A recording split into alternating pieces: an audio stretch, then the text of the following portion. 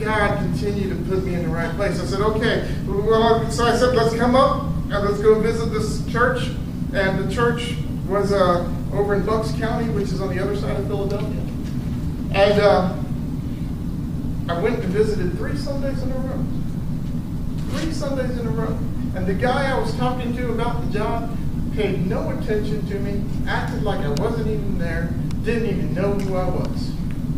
So I said, well, there goes that job. I was like, God, I came to this seminary for this job. What do I do? I said, well, I'm a Southern Baptist. I'm sure there's a Southern Baptist convention in Pennsylvania, right? Sure about it.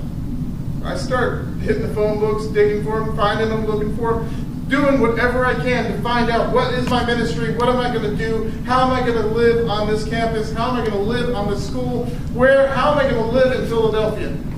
What am I going to do? And I found the offices for the State Baptist, Southern Baptist Convention. And I get in my pickup truck and I drive to where their offices are supposed to be. And I find their office. However, they have since vacated that office and become mobile. And I finally get in touch with the DOM and I ask him, A, where the heck are you guys? And B, how can I serve? How can I get involved? Send in my resume.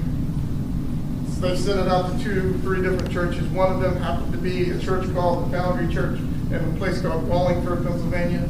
Another one was the Journey in Westchester, Pennsylvania. And another one was some church that started with the First Baptist of P. I don't know what the rest of the word is. There's a big, long P word that I've never heard of. I got one phone call from one of those pastors. I met at the Lancey Street Bagels. And this rather large gentleman from Washington. I thought you said this wasn't about me. And I'm sitting there with I told him I'd be the guy wearing the South Carolina Gamecock hat that's red. Yeah, I'm sorry, she's not listening to me anymore. Must be a Clemson fan right over there. So I'm sitting there and talking to him, and he says, here we have a job. This church is an arts-oriented church. We're working with college students. We're working one-on-one with college students. And we are interested in making an impact in the community. 5 minutes into the conversation, I said, you know, you can stop talking. I'm in. And Chuck Kiefer says that's the shortest staff interview he's ever given in his entire life. And it probably is.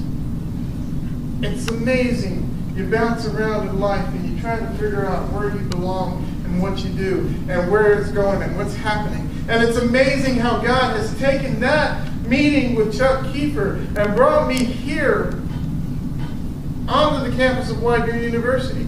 He pulled strings to get this. He became a chaplain at Widener University. He talks to the president of this institution and he says, how about, he had a conversation about taking students to the Foundry for worship. And he says, well, we can't do that, but why don't you move one of your worship services here?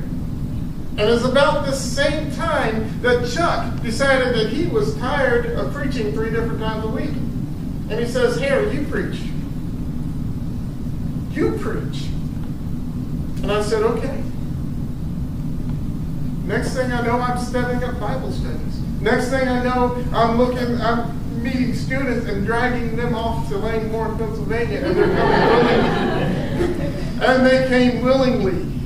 And the others are sitting here saying, I wish I could have gone. Yeah. But it's still...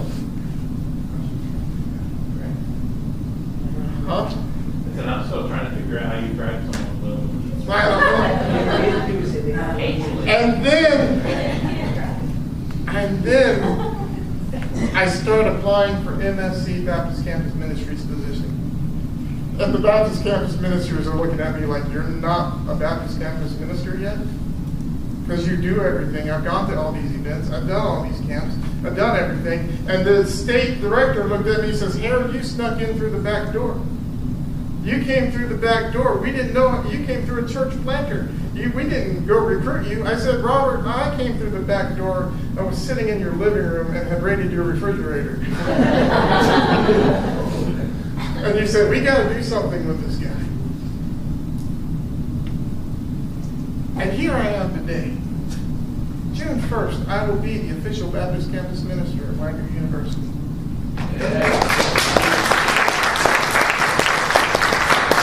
This summer, this place is now my home. These people are now my sheep. I'm just a sheep. It's scary. It's scary. I'm not a shepherd. I'm just a sheepdog for Jesus. So that's my t-shirt. That's my title. That's what I think of myself. But here we are working. And it's amazing how there are times in my life where I've looked at God and I said, God, how is this going to happen? I'm riding a moped in the rain on the bad days to a job I don't like. But God, you've called me into the ministry. You've got a plan for me, right? How many of you know that God's got a plan for your life? How many of you aren't sure that you're doing it? How many of you just making this up as you go along? You know? God said He had a plan for me. He knew what He wanted to do with me, right? God said, hey, you're going into the ministry. You're going to do this. You're going to do what I called you to do. And I'm like, God, it sure as heck doesn't look like it. I've still got papers to write. I've still got things I got to do. I've still got places I've got to be. I've got bills to pay. I've got student loans knocking on my door. My truck is broken again. Not today. No, my truck still works, but you've been there. I don't know what it is in your life, but there's something that you know that God's got a plan for you, and you know He's going to prosper you because the Bible says, I've got a plan for you to prosper. I'm going to take care of you. And this doesn't look like God's taking care of me. I guess my message to you tonight is hold on, because it may not look like what it's going to be. But everything has a purpose. What day is today? Palm Sunday. We are entering into Holy Week, which is very big up here. Bigger up here in Pennsylvania than it is down south, trust me. We got more Catholics, more Methodists, more Presbyterians than I've ever met in my entire life. And Holy Week is a very, very important week in the life of this community. And today is Palm Sunday, beginning. And Jesus never did anything that made people think He was doing anything important. He didn't do what you expected Him to do. The people of God expected their Messiah to enter in Jerusalem on a huge white horse with an army behind him to kick the Romans out, to kick the people out that aren't supposed to be there, and set up their government their way, their God's way, put their God back in the important seat where He's supposed to be. There are people following after Jesus saying, let's fight, let's go to war, let's do this. You're the king, become the king. This is what you're supposed to do, Jesus. This is how it's supposed to be. And then they see Jesus wandering around with fishermen. Yeah, fisherman's what is he gonna do? Throw a hook at somebody? Catch him with a net? Not big fighters, fishermen. He's got a tax collector in his group. A tax collector. Nobody likes tax collectors. And Jesus is eating with prostitutes. Living on the streets. His bed is grass and a rock for a pillow. He's a homeless guy. Healing people on the Sabbath? You can't do that kind of stuff. That's just wrong.